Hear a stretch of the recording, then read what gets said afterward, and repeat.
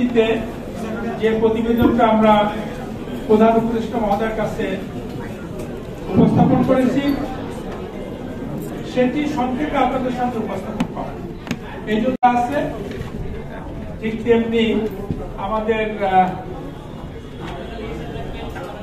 একটা সংক্ষিপ্ত সার আছে, এখানে আমরা বিভিন্ন সংগঠনের কাছ থেকে যে লিখিত সুপারিশগুলো পেয়েছি প্রত্যেকটি আমরা ছাপিয়ে দিয়েছি। সুতরাং এর 4টি অংশ, একটা আপনারা দেখবেন মূল রিপোর্টে ভূমিকা সহ একটা অংশ যেখানে আমরা ঐতিহাসিক বিবর্তনের কথা বলেছি, আমাদের বঞ্চনা সংগ্রামের কথা বলেছি, আমাদের শিল্পায়নের কথা বলেছি, এবং তারপর আমরা একটা সারসংক্ষেপ ছাপিয়েছি। আমরা একটা সুপারিশ এলাকা সুপারিশ, এবং তারপর আমাদের বিশেষ জনগোষ্ঠীর ব্যাপারে আমাদের কিছু সুপারিশ আছে, এবং তারপর আপনাদের কথাগুলো আমরা সব ছাপিয়ে দিয়েছি। আমরা একটা সংক্ষিপ্ত সার করেছি, এখানে সুপারিশগুলো থাকবে এবং কিছু বর্ণনা থাকবে। এটি আপনাদের কাছে কিন্তু অনলাইনে চলে গেছে অলরেডি, কিছু কিছু কারো কারোর কাছে গিয়েছে, কারো কাছে যাবে, এবং এটি আমরা দিয়েছি আপনাদের আমাদের ওয়েবসাইটেও দিয়েছি। আমরা আজকে আপনাদের কাছে বিতরণ করব আমাদের একটা সারসংক্ষেপ, যেখানে আমরা মূল রিপোর্টের সমগ্র রিপোর্টের যে প্রতিফলনগুলো আমাদের সুপারিশ আছে সেই সুপারিশগুলো আমরা তুলে এনেছি। 25টা সুপারিশ, মূল রিপোর্টের সুপারিশ সংখ্যা আমরা বুঝতে পারিনি কারণ অগণিত, এবং এর মধ্যে আমার ভাগ ভাগ আছে, কিন্তু এখানকার যে প্রতিফলনগুলো সেগুলো হচ্ছে 25টা সুপারিশ। এই 25টা সুপারিশই আমরা আপনাদেরকে বিলি করব। কিন্তু তার আগে আমি একটু বলতে চাই যে আমরা যদি কয়েকটা ভাগ করি এই সুপারিশগুলোকে, তাহলে সেটা আপনাদের জন্য সুবিধা হবে যে আমাদের মোটা দাগে আমরা কোথায় কোথায় উপস্থাপন করার চেষ্টা করি। আপনারা আমাদের চেয়ে আপনারা ভালো জানেন যে বাংলাদেশের শ্রমজীবী মানুষ সিংহভাগ মানুষই অরক্ষিত। এটা কি শোনা যাচ্ছে?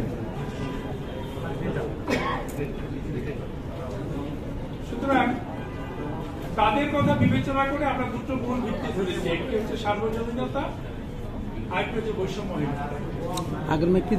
যা কিছু হোক ন্যূনতম মানদণ্ড যেন সবার জন্য নিশ্চিত থাকে আইন দ্বারা, সামনে নিয়ে, এবং এই আইন বাস্তবায়নের জন্য প্রাতিষ্ঠানিক কাঠামো সংস্কার আমরা চেয়েছি। তার মধ্যে একটা হচ্ছে আমরা একটা স্থায়ী শ্রম কমিশনের দাবি করেছি।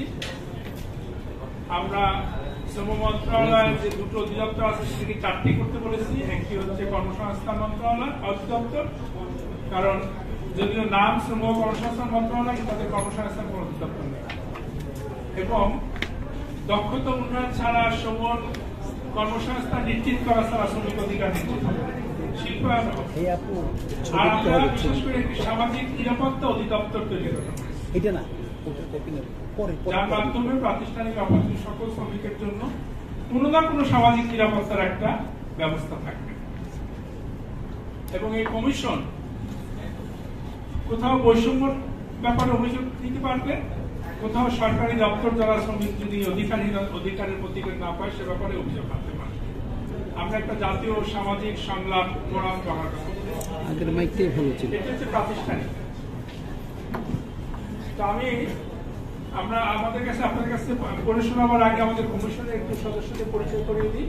যদি একবার আমরা দিয়েছি যে আপনি কয়েকজন ছিলেন, তাদের জন্য হয়তো আবার দ্বিতীয়বার হয়ে যাবে, তবুও আমি বলবো যে আমাদের একটা বড় কমিশন ছিল, এটা সবচেয়ে বড় কমিশন, কারণ শ্রমক্ষেত্র যেমন বড়, 17 কোটি মানুষের 8 কোটি মানুষ এই শ্রম শক্তিতে আছে। সুতরাং আমরা রিপ্রেজেন্ট করছি 8 কোটি মানুষের ব্যথা বেদনা চেতনা। আমরা যেমন অর্থনীতির সবচেয়ে মূল অ্যাক্টর শ্রমিক এবং মালিক আমরা দুই পক্ষ এখানে ছিলাম। সুতরাং এটি গঠিতই হয়েছে। এখানে যদি আমাকে দায়িত্ব দেওয়া হয়েছিল এর প্রধান হিসেবে, এখানে আমাদের উপস্থিত আসা বিভিন্ন প্রতিনিধি আছে। এখানে শ্রমিক কর্মচারী ঐক্য পরিষদের কনভেনর ছিলেন,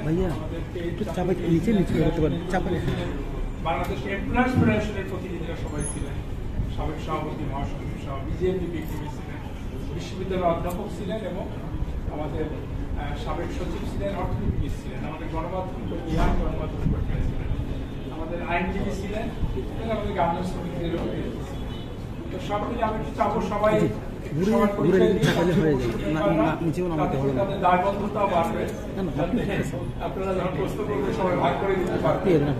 আমরা যে সবার প্রত্যাশা পূরণ করতে পেরেছি আমি এটা দাবি করবো না, তবে কারো প্রত্যাশা পূরণের ক্ষেত্রে আমাদের কোনো চেষ্টার ঘাটতি ছিল না, এবং আমাদের এটা উপস্থাপনের ক্ষেত্রে আমাদের কোনো ঘাটতি ছিল না। কিন্তু এটা ঠিক যে সবকিছু আমরা ব্যবহার করতে পারি। আপনাদের কাছ থেকে আমরা আরো জানতে চাবো, যাতে ভবিষ্যতে যদি একটা সাপ্লিমেন্ট রিপোর্ট দিতে হয় বা এটা নিয়ে আমরা যখন আগাবো আরো, তখন যেন সেগুলো আমাদের বিবেচনায় থাকে। এটা বলে আমি কমিশন ব্যাপারে পরিচয় দিতে বলবো, তার সরাসরি আমরা উপস্থাপন আপনাদের কাছে যাবো প্রস্তাব করার জন্য।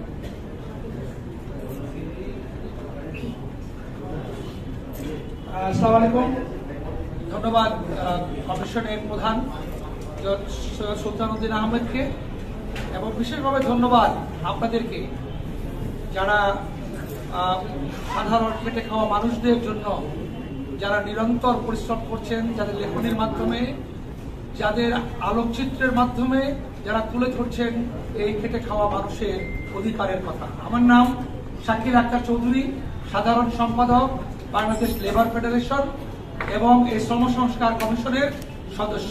আপনাদেরকে ধন্যবাদ।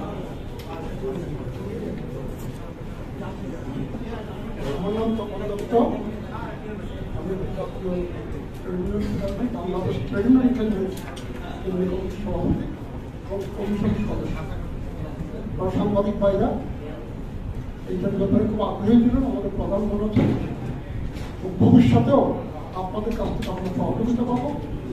অনেকে রাস্তায় যখন মিছিল করে সেটা যাতে বেশি করে পত্রিকায় ছাপানো হয়, আপনার চেষ্টা থাকে আপনাদের কাছে যে ছাপান আমাদের নিউজ যেন সরকারের কামে। এই ব্যাপারে ভবিষ্যতে আপনাদের সহযোগিতা চাইব এই রিপোর্ট বাস্তবায়ন। আপনাদের ধন্যবাদ। আসসালামু আলাইকুম, আমার নাম আরিফুল ইসলাম আদিল, শ্রম সংস্কার কমিশনের সদস্য, পেশার সাংবাদিকতা করি, এছাড়া শ্রমিক সংগঠক এবং সিনিয়র গ্রুপ মহাভারত জাতীয় নাগরিক পার্টি। তাসলিমা আক্তার, বাংলাদেশ গার্মেন্টস শ্রমিক সমিতি ভারপ্রাপ্ত সভাপতি, বাংলাদেশ ট্রেড ইউনিয়ন ফেডারেশন এবং কমিশনের সদস্য। সকলকে ধন্যবাদ। আসসালামু আলাইকুম, শুভেচ্ছা সবাইকে। আমার নাম এনএম সাইফুদ্দিন, আমি বিজেপি সহায়ক এবং কমিশনের সদস্য। আসসালামু আলাইকুম, আমার নাম কামরান তানভীরুর রহমান, আমি এই সংস্কার কমিশনের একজন সদস্য এবং আমি প্রাক্তন সভাপতি বাংলাদেশ প্লাস মেম্বার এবং বর্তমানে আমি president metropolitan chamber of commerce and industry এবং বাংলাদেশ চা সমিতি। ধন্যবাদ। আসসালামু আলাইকুম, শুভ অপরাহ্ন। আমার নাম ফারুক আহমেদ, আমি মহাসচিব বাংলাদেশ এমপ্লয়ার্স ফেডারেশন। ধন্যবাদ। আসসালামু আলাইকুম, আমি অ্যাডভোকেট এ.কে.এম. নাসিম, আমি প্রাক্তন সভাপতি লেবার বার অ্যাসোসিয়েশন এবং একটা ইন্টারন্যাশনাল লেবার অর্গানাইজেশন বাংলাদেশে কাজ করি, সেটা হচ্ছে সলিডারিটি সেন্টার, ওইটার আমি কার্যকর। আসসালামু আলাইকুম, আমি ডক্টর মাহফুজুল হক, আমি প্রাক্তন সচিব লেবার মিনিস্ট্রি। আর একটি আনন্দের বিষয় যে আপনাদের সবাইকে আমরা দেখতে পাচ্ছি আজকে একটা বিশাল ঐতিহাসিক মুহূর্তে।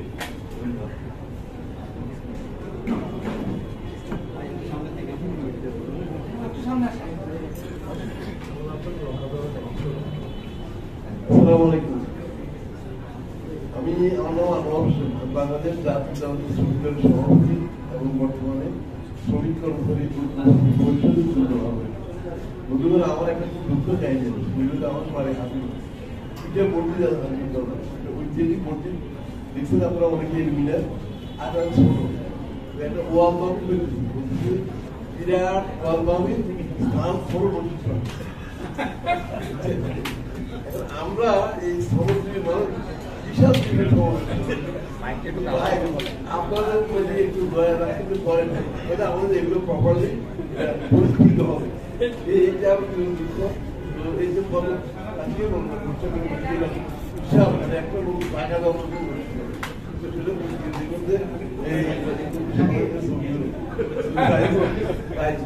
যদিও এটা না আমার শ্রমিকদের শ্রমিকরা যেন আসে তাদের ব্যথা বেতন আপনারা কিভাবে আমাদের হ্যান্ডেল করেন সে কারণে আমাদের কথা যদি লিখেন তাহলে বর্তমানে আপনাদের ধন্যবাদ আপনাদের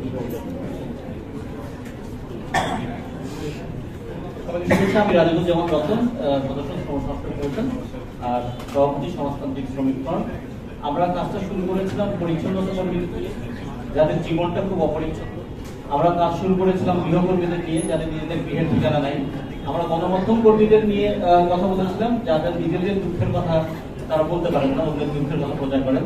আজকে আমাদের কাজের একটা শেষ, আপনাদের মাধ্যমে সেটা বলবেন আমাদের কমিশনের প্রধান, কিন্তু আমরা মনে করি এটা আমাদের একটা শুরু। It is a beginning of an end. মানে আজকে আমরা কমিশনের যে কাজটা শেষ করেছি, এখন এই কমিশনের কাজটাকে বাস্তবায়ন করবার কাজটা শুরু। আপনাদের মাধ্যমে সেই শুরুর একটা শুভ সূচনা হবে এবং যেটুকু আমরা শেষ করেছি সেটার উপস্থাপনা হবে। আপনাদের সবাইকে ধন্যবাদ। শুভ অপরাহ্ন। আমার নাম জাকির হোসেন। আমি রাজশাহী বিশ্ববিদ্যালয় ইনস্টিটিউট অফ বাংলা স্টাডিজের অধ্যাপক আর শ্রম সংস্কার কমিশনের একজন সদস্য। শুভ অপরাহ্ন। আমার নাম অনন্য রায়ভান, চেয়ারপারসন অ্যাসোসিয়েশন অর্থনীতিবিদ হিসাবে কমিশনের সদস্য দায়িত্ব পালন করছি। ধন্যবাদ।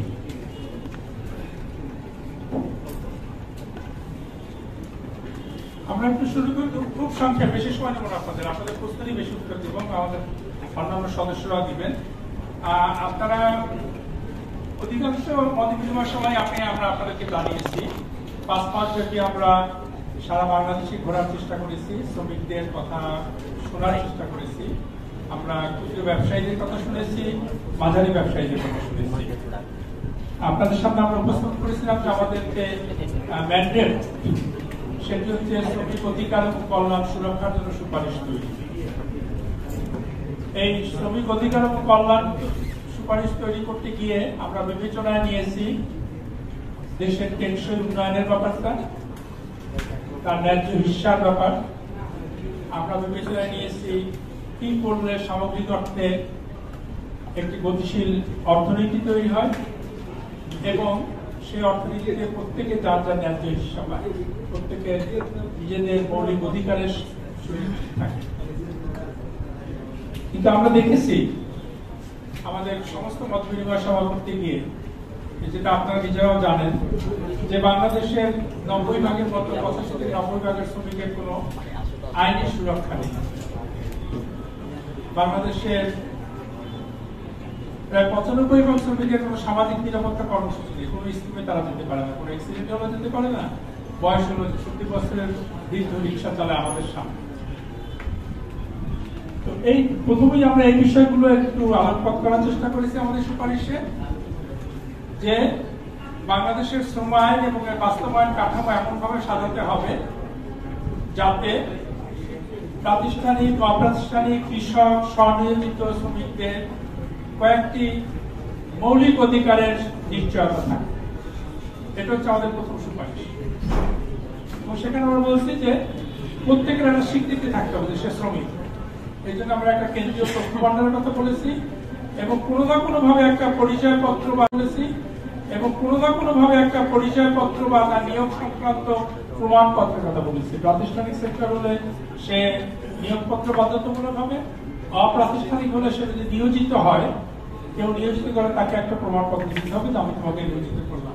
আমরা যদি দোকান থেকে একটা বাজার করলে একটা মেমো নিতে পারি, তারা একটা শ্রম কিনলে কেন মেমো দিতে পারে? এটা আমার কাছে কোনো অযৌক্তিক মনে হয় না। অনেকেই বলেন যে একদিনের জন্য নিয়োগপত্র দেবো, একদিনের জন্য বলেন যে আপনাকে একদিনের জন্য নিয়োগ দিতে, এত টাকা বেতন এই কাজ।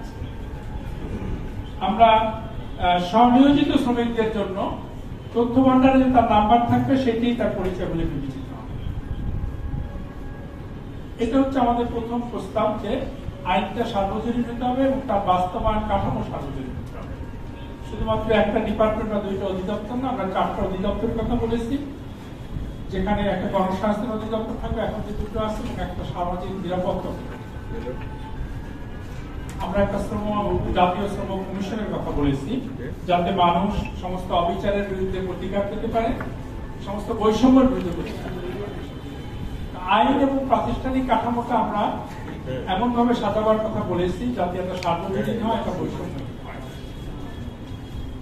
এই 25টা যে আলোকপাত, এটি আপনারা যদি দেখেন আপনাদের সামনে দেওয়া হয়েছে, তাহলে আপনারা ধারণা পাবেন।